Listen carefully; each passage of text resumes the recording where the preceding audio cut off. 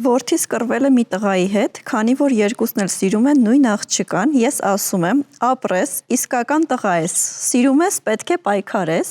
Երկրորդը, լուրջ աղջկա համար կռվել ես, 1 ամիս հետո այդ աղջկա անունը նույնիսկ չես հիշելու։ Եվ երրորդը, այս պատմությունը դեռ կարող է շարունակվել, արի հասկանանք, թե ինչ կարելի է անել կռվելու փոխարեն։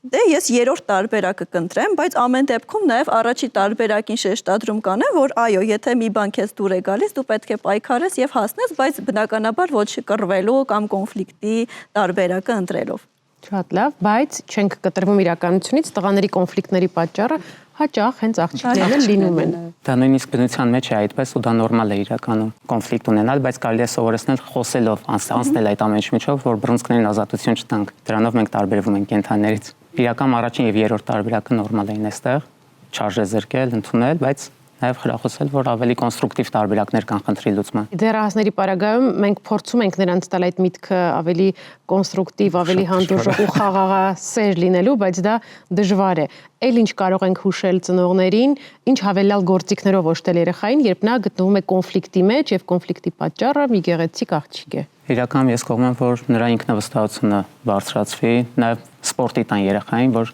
նա իրեն ինքնուրույն, ինքնաբավ զգա, ուժեղ զգա, ու դա կօգնի նրան այդ կոնֆլիկտի մեջ էլ ավելի հասուն ձևով անցնել դրա միջով։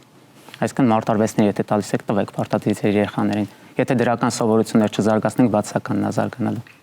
Այնպես որ լավ կլինի, որ սպորտով զբաղվեն։